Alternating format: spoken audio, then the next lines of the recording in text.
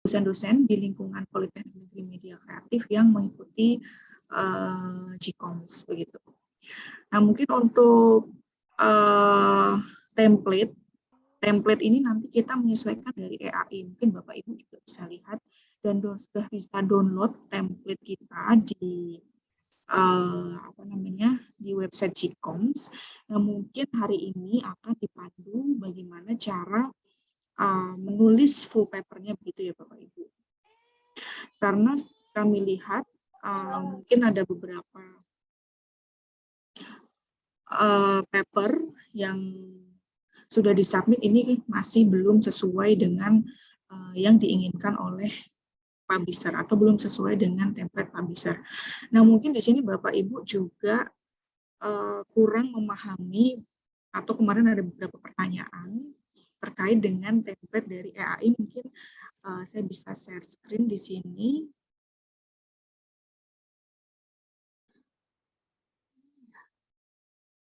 Sebentar.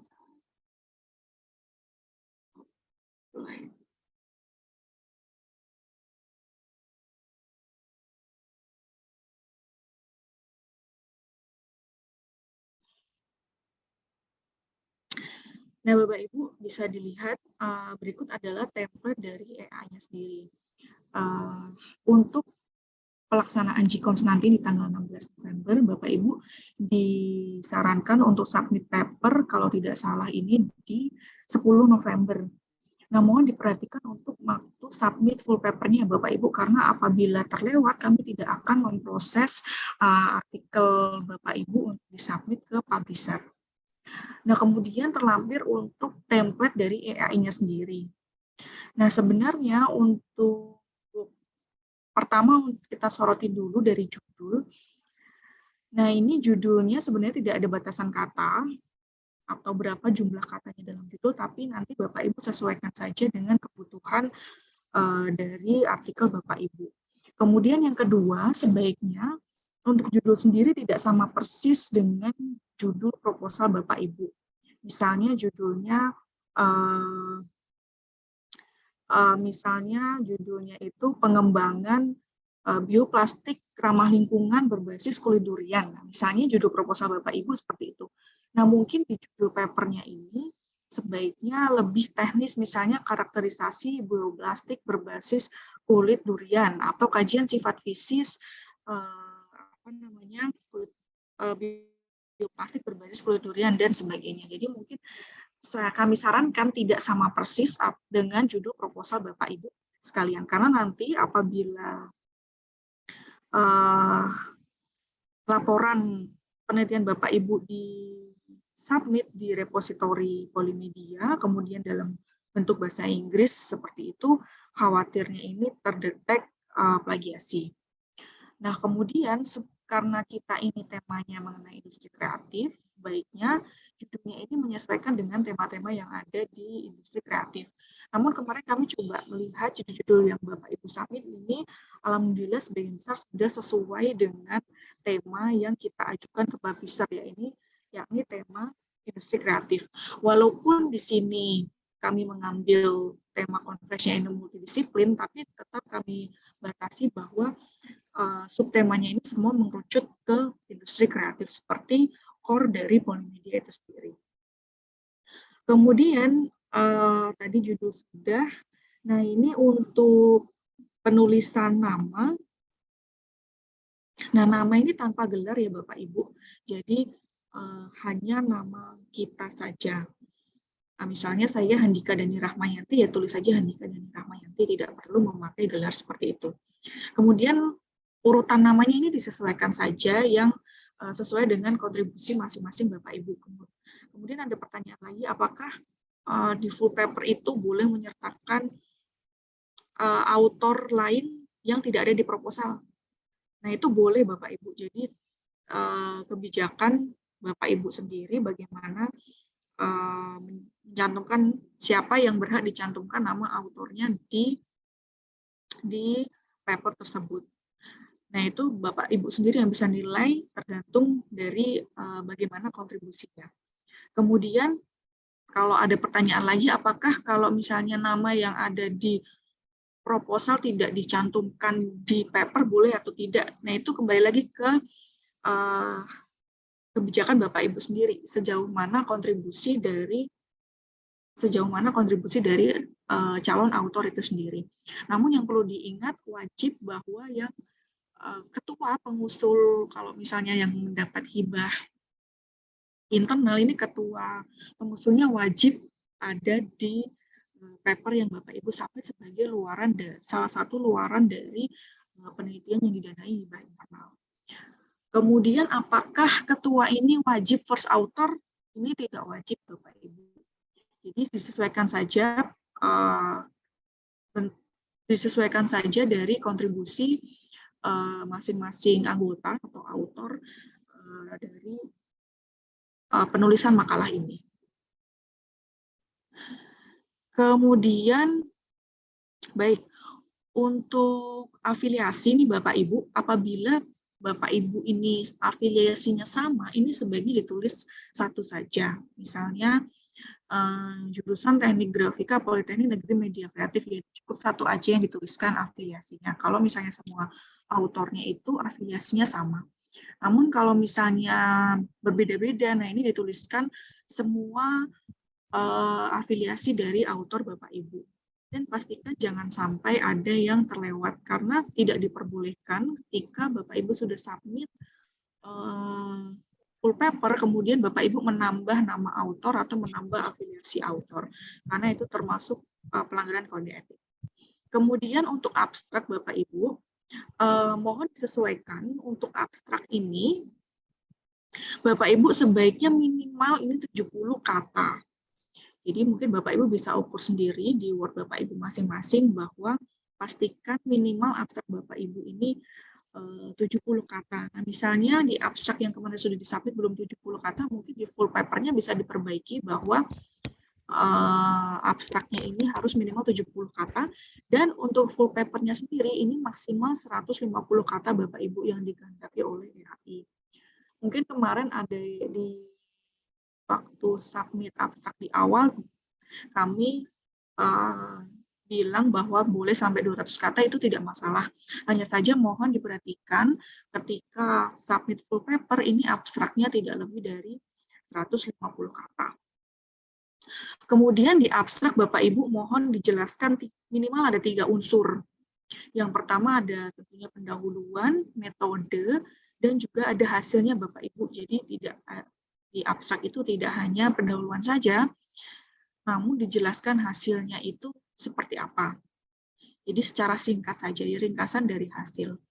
Kemudian untuk keyword atau kata, ini silakan tulis kata kunci yang kira-kira berkaitan dengan paper Bapak Ibu. Nah, kata kunci ini penting karena ketika nanti ada orang yang ingin mensitasi paper, biasanya mereka yang mencari itu pertama keywordnya apakah sesuai apa tidak. Kemudian di sini kalau dilihat di template, kemarin ada yang bertanya, ini cuma introduction saja, tidak ada metode, result, dan lain-lain. Nah, ini template secara umum Bapak Ibu. Jadi isinya bukan hanya introduction saja, tapi seperti paper kebanyakan umumnya, mungkin nanti agar tidak bingung kami update versi panitia, tapi tetap menyesuaikan template EAI, bahwa untuk isinya sendiri tentunya ada introduction, ada research method, kemudian ada result and discussion, kemudian ada conclusion, reference, dan juga acknowledgement.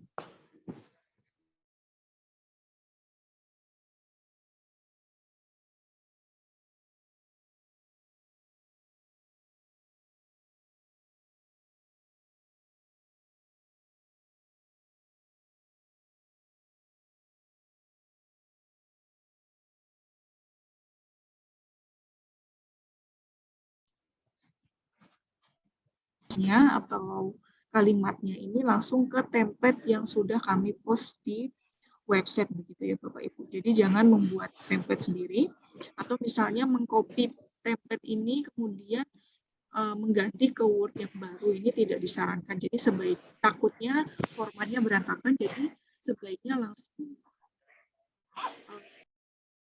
copy paste dari mengcopy dari kalimat artikel Bapak Ibu, kemudian dipaste langsung di sini. Nah, ini sama halnya dengan tabel Bapak Ibu, sebaiknya tabel ini di-copy satu-satu sesuai dengan template ini, dan begitu pula dengan gambar. Kemudian misalnya Bapak Ibu ada artikelnya yang mencantumkan rumus-rumus, itu juga sebaiknya langsung di-copy paste saja di template dari AI-nya sendiri. Nah, mungkin ini saya bisa share beberapa proceeding AI yang sudah publish, dan juga mungkin sebelum kita masuk dari pembahasan satu-satu.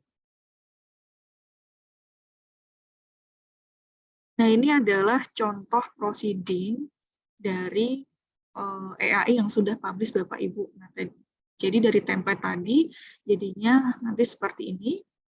Ini ada judul, kemudian di sini ada nama autornya, kemudian emailnya ini sebenarnya boleh satu saja sebagai corresponding author, atau boleh memasukkan semuanya. Nah, kemudian apabila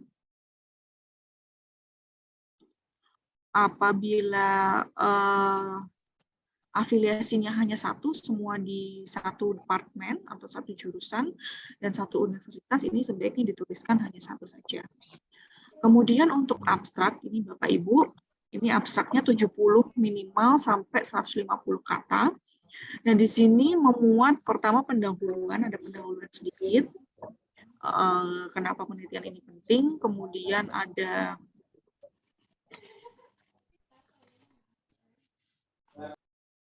metodenya, Mbak Dini. Ada metodenya, seperti apa. Kemudian di sini ditulis hasilnya ya Bapak Ibu, jangan lupa. Kemarin beberapa abstrak kami lihat tidak mencantumkan hasilnya. Jadi hasil dari penelitian Bapak Ibu itu seperti apa. Itu dijelaskan. Kemudian di sini kata kunci dari artikel Bapak Ibu itu apa. Kemudian baru masuk ke bagian intinya, mulai dari introduction. Nah, untuk citasi Bapak Ibu, ketika Bapak Ibu mensitasi sebuah artikel, ini hanya dituliskan seperti ini. Jadi, untuk penulisan daftar pustaka ini berurutan urutan citasi dari Bapak Ibu. Jadi, misal bukan urutan abjad. Jadi, misalnya di sini dan nomor 1 ini yang disitasi dari jurnal Elveki, berarti di daftar pustakanya Elveki. Kemudian di sini hanya dituliskan nomornya aja, nomor daftar pustakanya. Jadi dituliskannya bukan menurut abjad, tapi menurut urutan citasi. Kemudian di sini ada research dan method, jadi urutannya introduction, research, method. Jadi metodenya ini seperti apa? Ini mungkin dijelaskan secara singkat. Kemudian baru hasilnya, result and discussion. Jadi tidak hanya hasilnya aja yang dipaparkan, tapi disertai mungkin analisis atau pembahasan dari Bapak Ibu. Mungkin juga bisa didukung oleh jurnal-jurnal yang terkait. Nah, ini adalah tampilan dari hasilnya. Nah, kemudian pastikan semuanya ini dalam bentuk bahasa Inggris ya Bapak Ibu, termasuk dalam gambar. Nah, ini conclusion, kemudian acknowledgement, kemudian reference.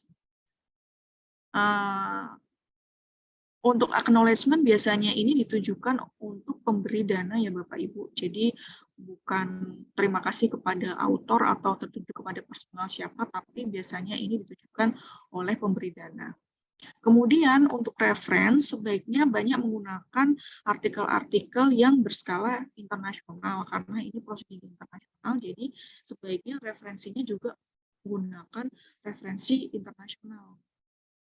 Jadi misalnya referensi Bapak Ibu 8, ya paling tidak ini 80% menggunakan referensi internasional, walaupun kalau misalnya ada referensi nasional ini boleh dimasukkan. Baik, kemudian mungkin kita bahas satu persatu Bapak Ibu.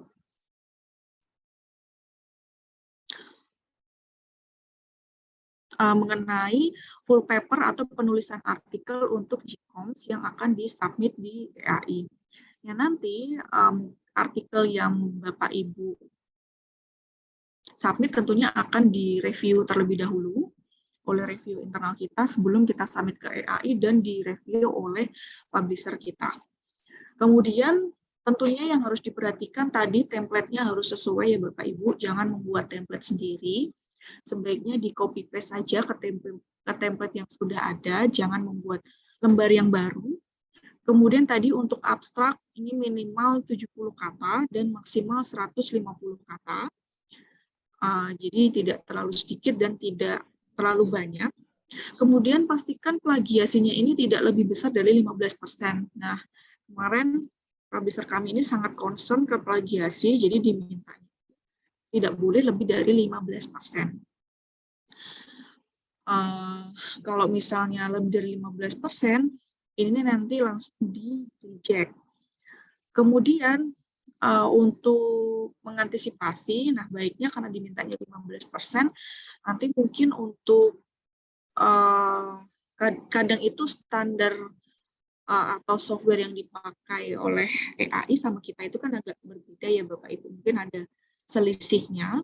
Jadi baiknya ini hasil cek plagiasi kita kurang dari 15%. Jadi agar ketika dicek ini takut khawatirnya ketika kita pas 15% ternyata sama publisher-nya ini dicek lebih dari 15%. Jadi untuk mengantisipasi baiknya sih kurang dari 15%.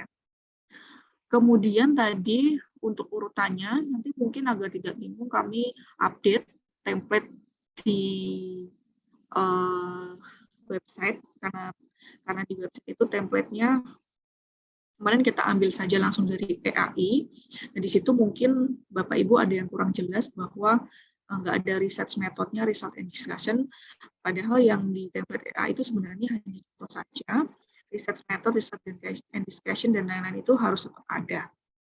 Kemudian ini adalah tadi urutannya, seperti yang sudah dijelaskan.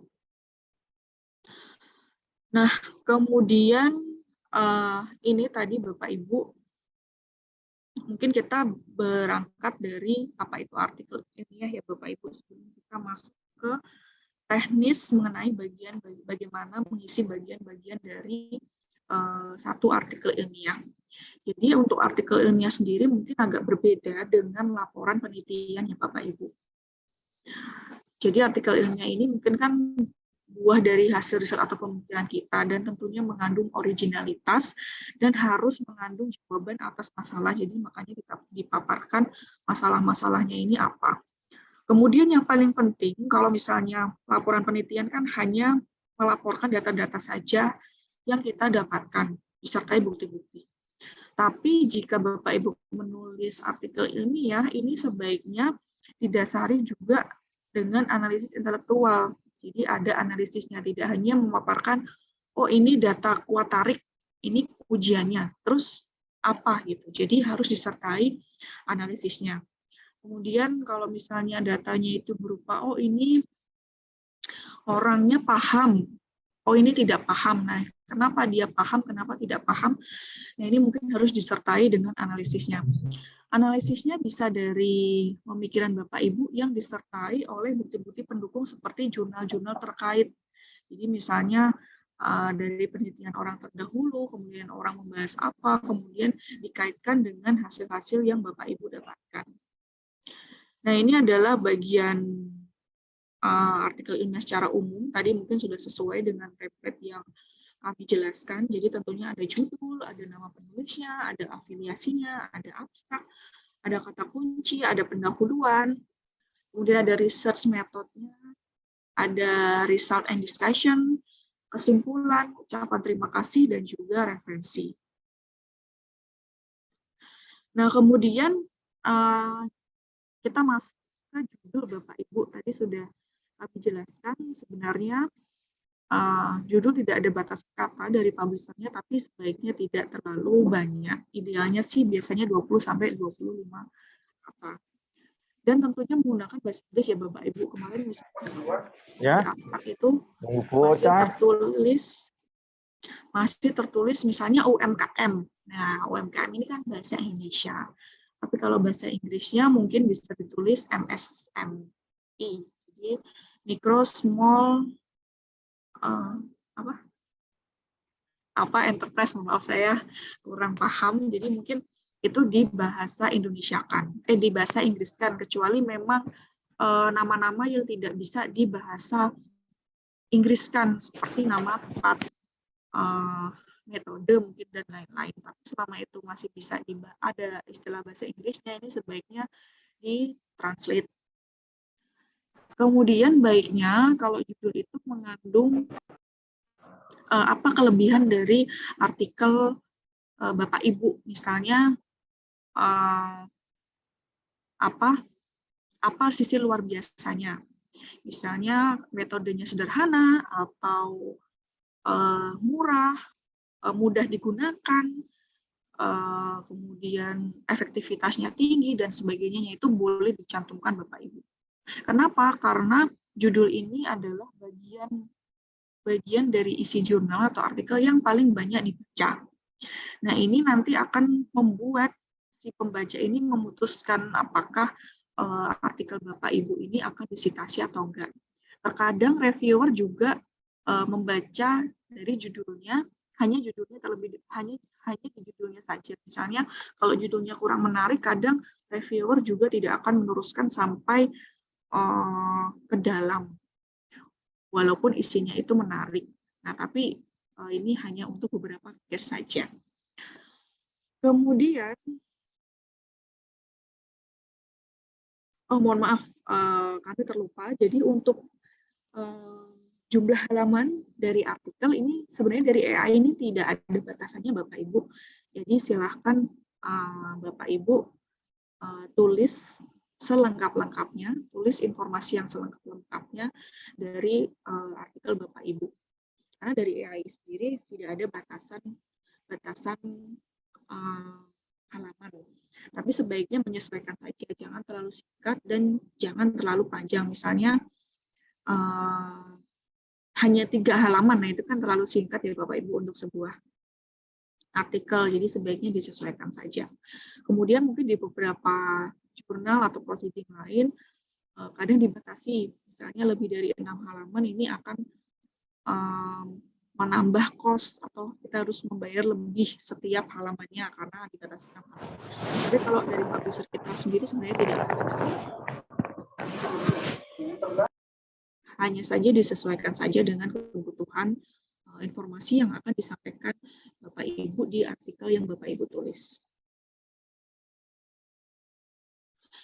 Nah, kemudian abstrak Bapak Ibu, seperti yang saya jelaskan tadi. Nah, sebaiknya abstrak ini menyimpulkan dari tujuan penelitian Bapak Ibu. Kemudian menyampaikan metode, dan yang paling penting ini ada hasilnya Bapak Ibu. Jadi tidak hanya pendahuluan aja atau menyampaikan masalah aja, tapi juga berisi hasil dari yang sudah Bapak Ibu peroleh. Jadi ada datanya. Walaupun hanya singkat saja, nanti untuk detailnya dijelaskan di isi. Nah, kemudian ini biasanya struktur abstrak yang standar pada umumnya, jadi diawali pendahuluan, kemudian diikuti dengan apa yang Bapak Ibu lakukan, jadi metode ya mungkin, metode atau apa yang Bapak Ibu lakukan. Kemudian hasil atau hasil atau apa yang Bapak Ibu hasilkan, kemudian manfaatnya apa biasanya. Jadi yang wajib diisi itu metode dan juga hasilnya, itu yang wajib ada seharusnya di abstrak. Nah, pendahuluan dan manfaat ini sifatnya tidak wajib Bapak Ibu.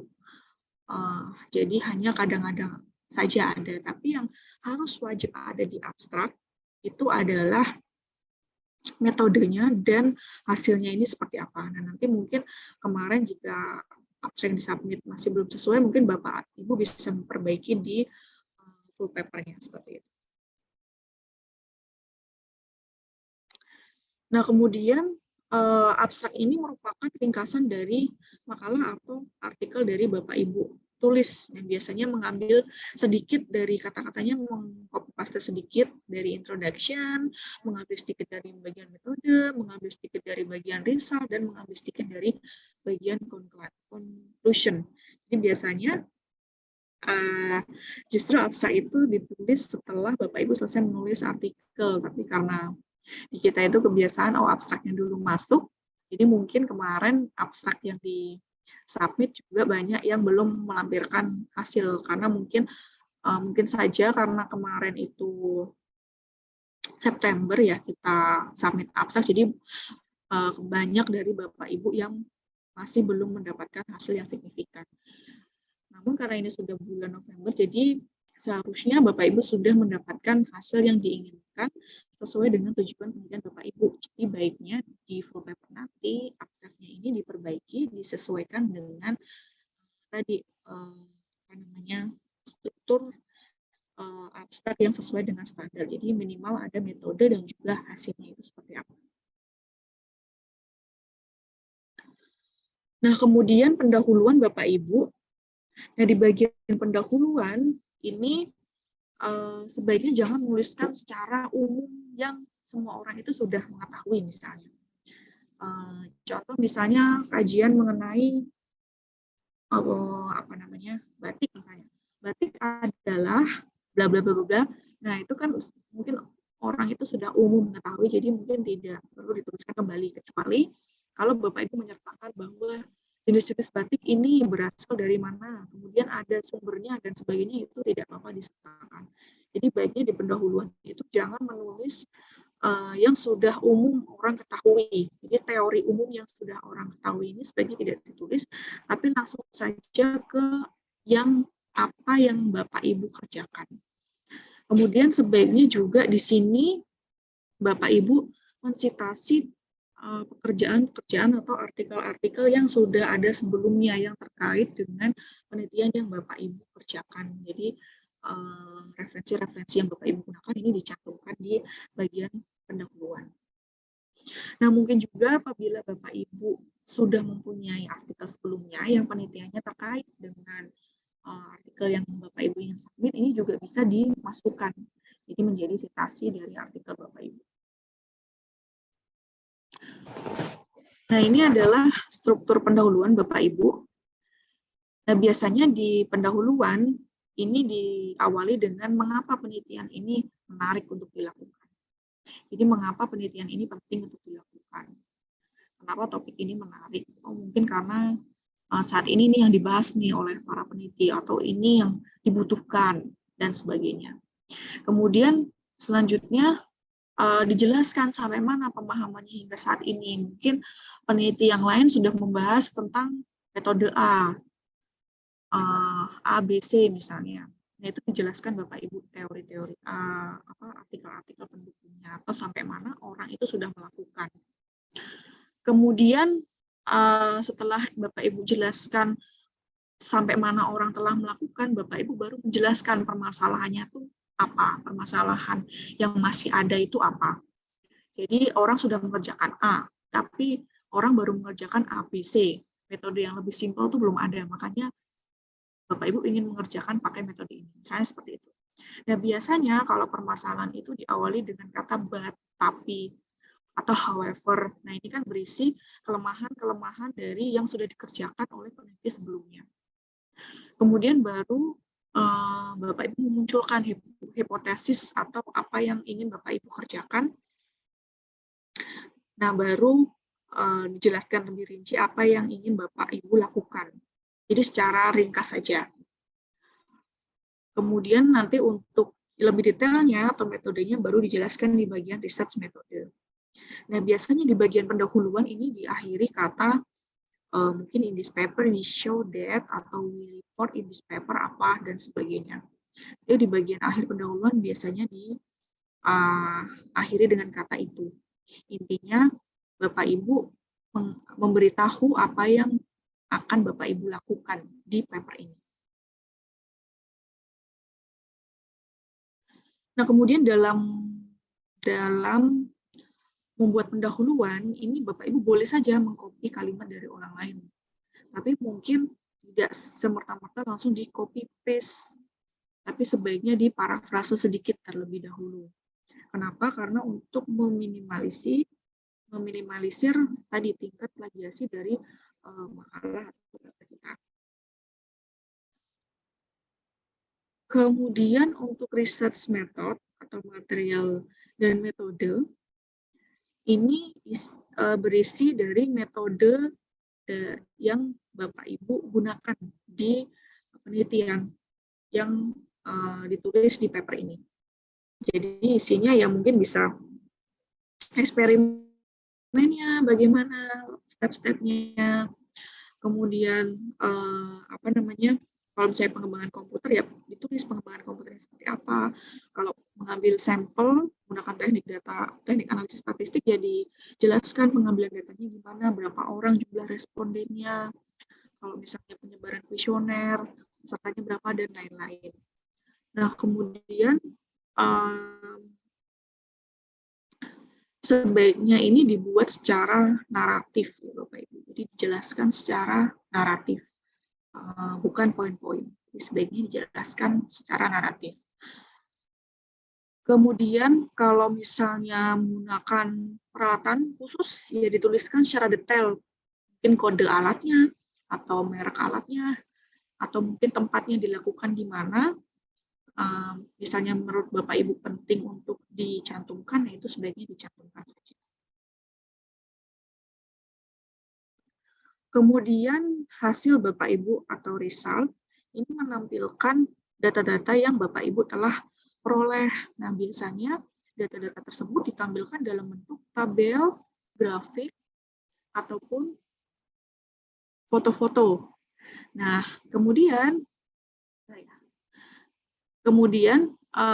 tabel grafik foto ini harus Bapak Ibu rujuk dalam artikel. Jadi di riset itu dirujuk. Jadi tidak, Bapak Ibu menyertakan tabel 1, tabel 2, tapi di tulisan itu tidak dirujuk, itu tidak boleh ya Bapak Ibu. Jadi yang tabel atau data yang ditampilkan ini sebaiknya dirujuk dalam teks. Nah, apabila Bapak Ibu memuat simbol-simbol atau singkatan-singkatan, ini sebaiknya diberi keterangan. Jadi agar pembacanya itu mudah mengerti. Kemudian selain menampilkan data-data yang Bapak Ibu telah peroleh, ini kemudian sampailah ke discussion atau analisis. Jadi jelaskan apa arti dari gambar tersebut atau tabel tersebut. Kemudian mungkin disertai analisis dari jurnal-jurnal pendukung dan sebagainya. Kalau misalnya data yang Bapak Ibu peroleh mungkin berbeda dengan teori lah, mungkin Bapak Ibu bisa menjelaskan kenapa berbeda dengan teori. Bisa jadi karena berbeda dengan teori ini melahirkan suatu teori baru atau penemuan baru. Jadi mungkin bisa dijelaskan di bagian result and discussion ini. Nah, tadi urutannya ini ya Bapak Ibu menjelaskan hasilnya apa, menampilkan dulu hasilnya, kemudian menjelaskan dan bisa juga membandingkan dengan penelitian yang telah dilakukan orang sebelumnya. Jadi mungkin urutannya begitu. Jadi hasilnya dulu dipaparkan, kemudian jelaskan itu apa, dan membandingkan. Jadi setiap satu tabel jelaskan dulu, satu gambar jelaskan dulu, baru kalau jika sudah tuntas masuk ke gambar kedua dan seterusnya. Nah, kemudian kesimpulan. Nah, kesimpulan ini merupakan ringkasan ya Bapak Ibu. Jadi biasanya kesimpulan itu menjawab tujuan. Jadi misalnya telah berhasil dilakukan apa. Nah ini disebutkan. Dan biasanya di akhir conclusion ini juga bisa Bapak Ibu sebutkan kekurangan dari penelitian Bapak Ibu. Misalnya penelitian ini belum diuji apa. Jadi sebaiknya dilakukan pengujian ini supaya datanya lebih valid atau akurat dan sebagainya. Jadi kesimpulan ini di akhir juga bisa berisi saran. Jadi memaparkan jawaban dari tujuan penelitian, sekaligus mungkin bisa memaparkan kelemahan dari penelitian yang Bapak Ibu lakukan. Atau untuk saran dilakukan penelitian ke depannya ini seperti apa, kalau misalnya mau dilakukan pengembangan. Nah ini Bapak Ibu mungkin kalau saya nulis full paper, baiknya mungkin yang paling mudah Bapak Ibu memulai dari metode ya mungkin. Jadi kan kalau metode, ini metode yang Bapak Ibu sudah lakukan, jadi mungkin lebih mudah untuk ditulis karena Bapak Ibu sudah tahu metodenya gimana. Kalau misalnya pendahuluan kan mencari lagi, membandingkan dengan penelitian-penelitian orang lain atau penelitian-penelitian sebelumnya. Jadi mungkin yang paling mudah untuk ditulis ini metodenya dulu, kemudian hasilnya seperti apa, baru Bapak Ibu ke pendahuluan. Setelah itu menyimpulkan dan menulis kembali abstraknya itu seperti apa. Nah, mungkin Bapak Ibu bisa mencoba tips mengumpulkan hasil-hasil Bapak Ibu terlebih dahulu, mengumpulkan data gambarnya, data tabelnya, data grafiknya, dan sebagainya, dan diberi keterangan. Nah, mungkin tidak hanya tabel-tabel data-data grafik saja ditampilkan, tapi juga dijelaskan mengapa bentuk grafiknya itu bisa demikian, mengapa tabelnya itu, grafiknya itu tidak linear, atau mengapa grafiknya itu eksponensial, dan sebagainya.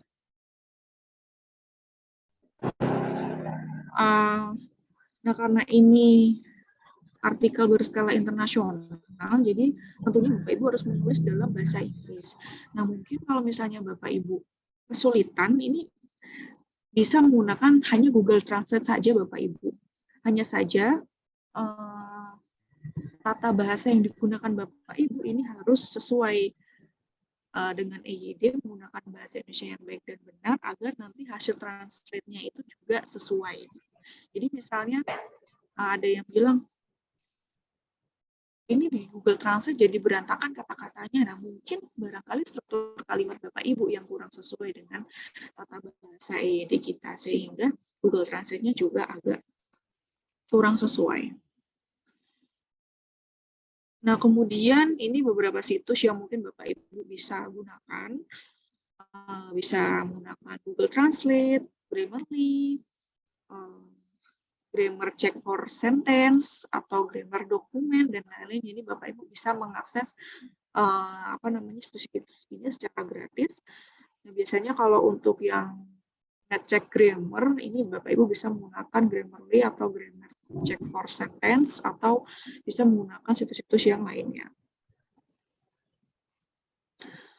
Nah, kemudian tadi Bapak Ibu untuk reference sebaiknya banyak merujuk artikel yang bertaraf internasional ya Bapak Ibu. Biasanya disarankan itu 80% dari referensi yang Bapak Ibu gunakan ini merujuk ke artikel bertaraf internasional. Jadi misalnya Bapak Ibu kalau tidak salah minimal 8 menggunakan referensi. Kalau 8 referensi berarti setidaknya ada 6 artikel internasional yang Bapak Ibu rujuk. Kemudian acknowledgement Bapak Ibu. Nah, tadi seperti yang kami jelaskan, acknowledgement ini biasanya ditujukan untuk pemberi dana. Nah, biasanya lengkap dengan nomor kontraknya. Nah, ini mungkin tidak hanya berlaku untuk internal saja Bapak Ibu. Misalnya Bapak Ibu mendapatkan pendanaan eksternal. Nah, ini sebaiknya di acknowledgement-nya ini dituliskan memberi dananya siapa dan nomor kontraknya berapa. Begitu pula dengan penelitian internal yang didanai oleh Dipa Polimedia, ini sebaiknya Bapak Ibu menuliskan dengan lengkap. Misalnya untuk Skema penelitian terapan kompetitif ya ditulis seperti itu. Misalnya, thank you for the penelitian terapan kompetitif, ini nama programnya. Kemudian siapa pemberi dananya dan di mana, kemudian nomor kontraknya. Nomor kontrak ini surat perjanjian Bapak Ibu. Jadi sebaiknya nomor kontrak ini juga dijelaskan.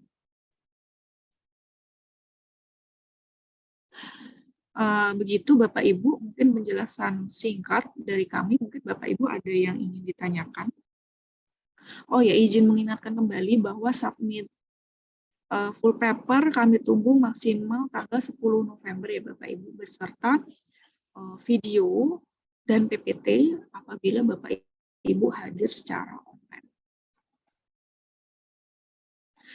Dan Bapak Ibu bagi yang belum join grup GCOMS, silahkan join grup GCOMS karena nanti segala informasi akan di-share di grup tersebut.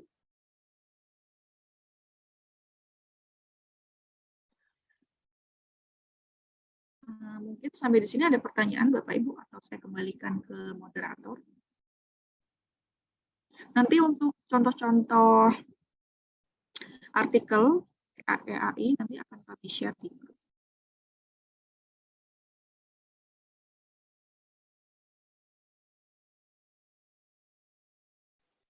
Assalamualaikum Mbak Andika, mau nanya. Ya silakan Bu Reni. Bisa nggak Mbak, biasanya jurnal-jurnal yang free ya untuk kita kunjungi gitu kan, sebagai referensi ya untuk menambah referensi. Nggak tahu Mbak Andika ada jurnal yang bisa kita kunjungi gitu yang free gitu. Baik, baik terima kasih Bu Reni. Mungkin ini tips dari saya. Biasanya saya menggunakan Sci-Hub Bapak Ibu untuk membaca jurnal-jurnal yang mungkin sifatnya close access. Jadi kalau misalnya kan jurnal ada yang open access, ada yang close access. Nah, untuk mensiasati yang close access, biasanya saya menggunakan situs Sci-Hub, SCI, strip hub.cc. Kemudian Ibu bisa menginsert DOI-nya, kemudian nanti akan ditampilkan jurnalnya seperti itu. Sebenarnya katanya situs itu ilegal, tapi ilegal ya. Kami juga kurang tahu sih. Tapi selama kami menggunakan situs tersebut, alhamdulillah sangat membantu. Jadi semua jurnal bisa diakses di situ. Atau yang kedua, apabila Ibu menggunakan ResearchGate, jadi itu seperti sosial media tapi khusus peneliti. Nah, itu Ibu bisa mencari jurnal yang Ibu inginkan di situ. Itu biasanya ada. Nah, kalau misalnya itu terkunci, Ibu bisa merequest jurnal tersebut langsung ke autornya. Saya tuliskan di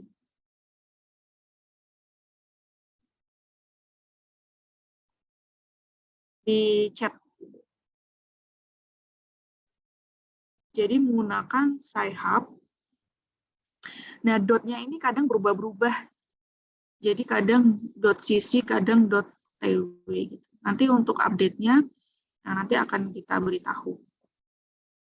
Jadi biasanya menggunakan Sci-Hub sebentar. Ini bisa ya internetnya.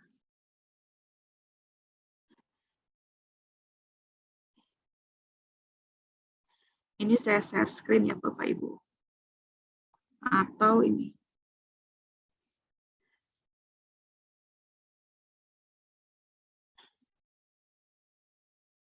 Nah ini Bu, jadi kalau di Sci-Hub ini, biasanya Ibu bisa copy DOI di sini, nanti dia akan terbuka jurnalnya. Saya ada contoh DOI nggak? Ya.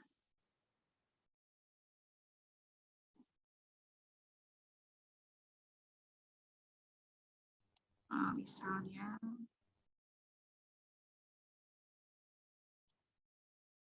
saya men-search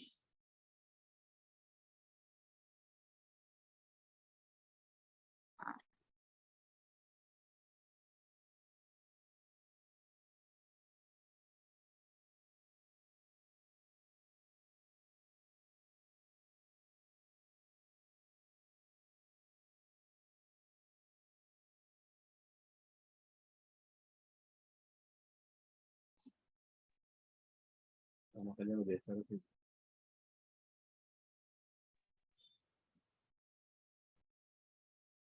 Nah, ini Ibu bisa langsung copy di sini. Oh, sebentar.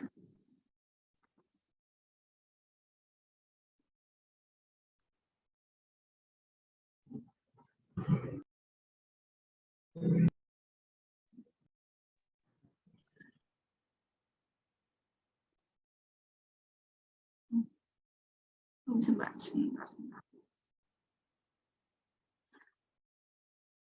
Kadang itu memang Sci-Hub itu agak down, jadi kadang bisa terbuka, kadang enggak, tapi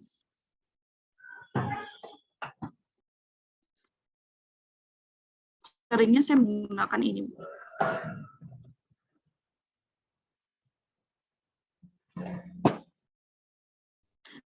Nah, ini dotnya ini sering berubah-ubah ya Bu, jadi bisa aja dia .cc.tw, .se, .st, .ru.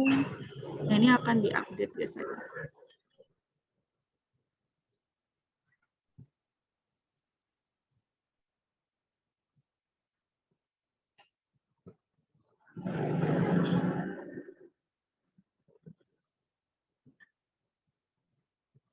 Atau menggunakan sebentar ini. ResearchGate.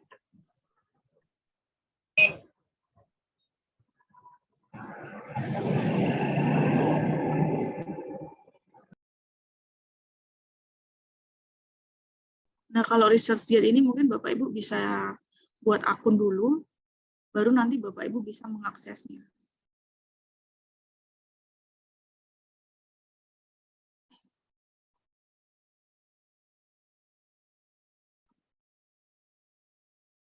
Akunmu apa enggak?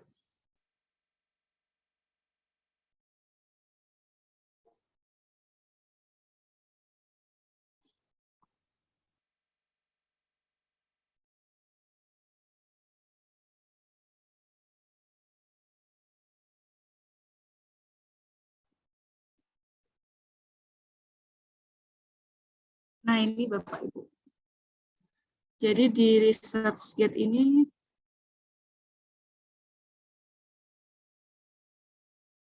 nanti Bapak Ibu bisa mencari jurnal-jurnal yang Bapak Ibu ingin, kemudian Bapak Ibu juga bisa connect ke autornya langsung. Bapak Ibu misalnya jurnal tersebut terkunci, jadi Bapak Ibu bisa mengirim pesan ke autornya untuk meminta atau request dari artikel yang Bapak Ibu ingin baca.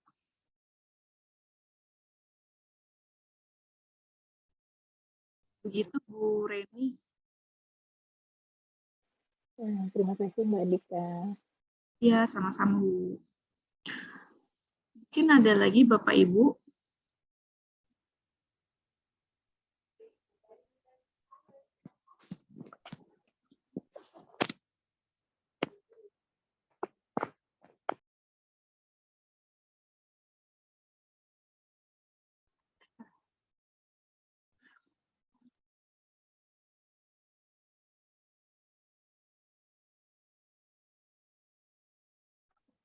ResearchGate.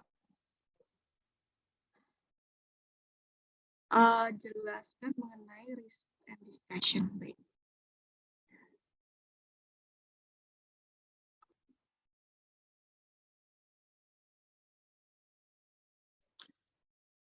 Di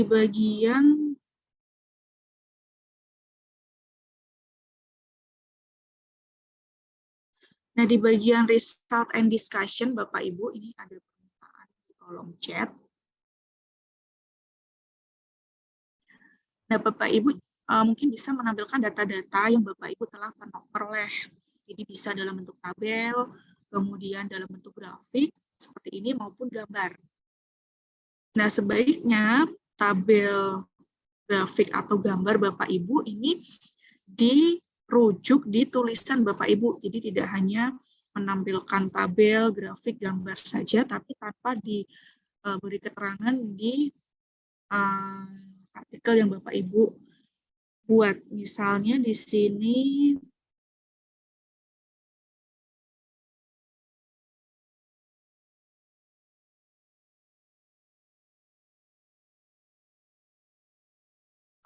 ini sebentar.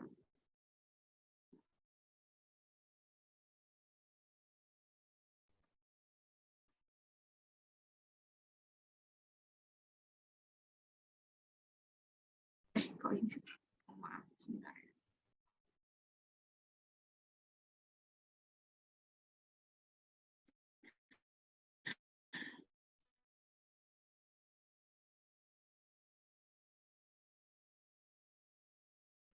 Nah, ini kan dia di result and discussion juga tabel 2. Ini tabel 2 isinya ini.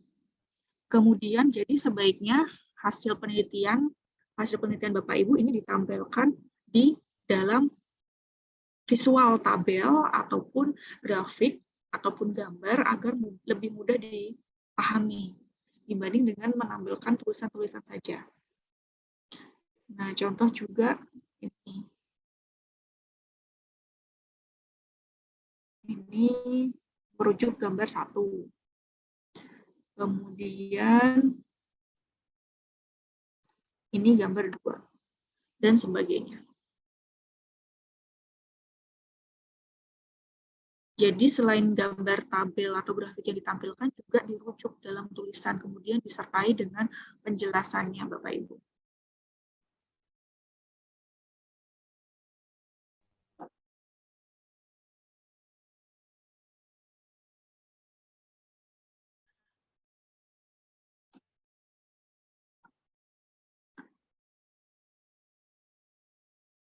Apakah bisa cukup dipahami tadi Pak Habibie atau perlu dijelaskan lagi? Jadi intinya di bagian result and discussion dituliskan semua hasil penelitian Bapak Ibu disertai dengan penjelasan dan analisis, mungkin dibandingkan dengan penelitian-penelitian yang sudah ada sebelumnya. Mungkin hasilnya lebih baik, lebih cepat, lebih efektif, lebih efisien, dan sebagainya, mungkin itu bisa ditampilkan.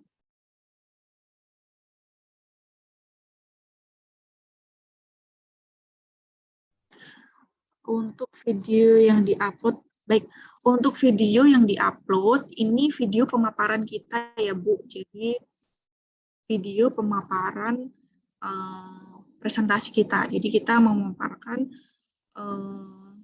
PPT kita dalam bentuk video. Jadi direkam video, misalnya Ibu merekam di Zoom. Nah, itu rekamannya, linknya itu nanti diberikan ke diupload ke sistem. Jadi ketika nanti conference, sebenarnya ini untuk mengantisipasi ketika jaringan Bapak Ibu kurang bagus. Nah, takutnya nanti malah out of Zoom. Jadi untuk mengantisipasi itu, untuk peserta online, ini sebaiknya menggunakan video. Jadi ketika nanti waktu conference, ini kami akan memutarkan video yang Bapak Ibu sudah kirim. Seperti itu. Nanti untuk rules dan pencontoh videonya juga akan kami share.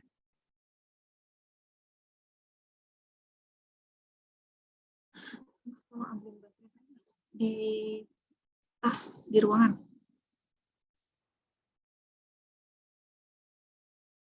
Ada lagi Bapak Ibu?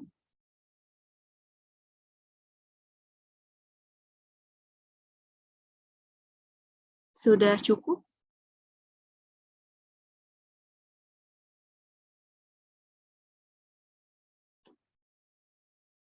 Ada lagi Bapak Ibu? Sudah cukup?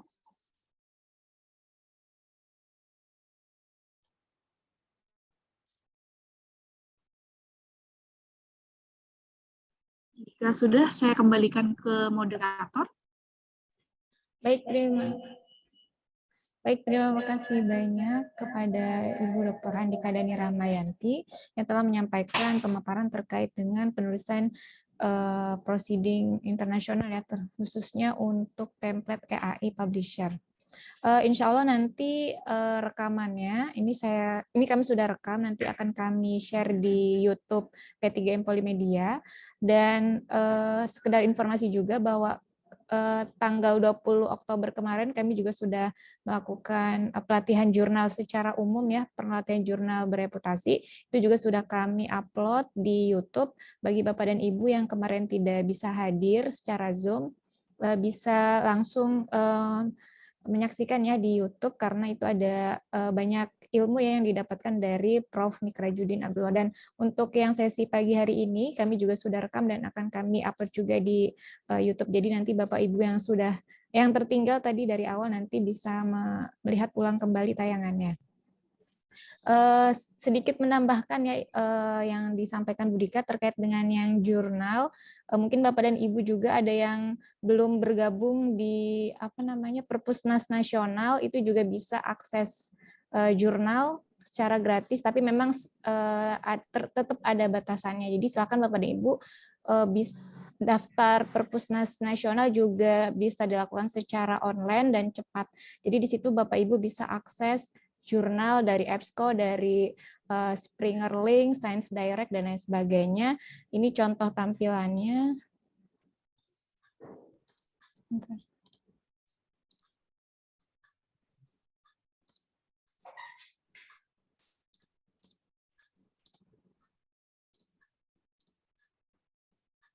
Nah, seperti ini. Jadi Bapak dan Ibu bisa mengakses jurnal-jurnal sesuai dengan topiknya masing-masing. Dari yang sains sampai ke sosial juga ada. Jadi nanti Bapak Ibu bisa search saja sesuai dengan topiknya gitu. Tinggal klik tautan kemudian diisi kata kuncinya. Mungkin itu saja. Kami ucapkan terima kasih banyak kepada Bapak dan Ibu, terkhusus untuk Pak Mawan dan Bu Handika yang sudah meluangkan waktunya untuk pagi hari ini, agar nanti full paper yang disubmit Bapak dan Ibu sudah sesuai, sehingga tidak merepotkan Bapak dan Ibu ketika ada revisi dari para editor. Terima kasih banyak, mohon maaf lahir dan batin, kami dari P3M jika banyak kekurangannya. Wabillahi taufiq wal hidayah. Wassalamualaikum warahmatullahi wabarakatuh.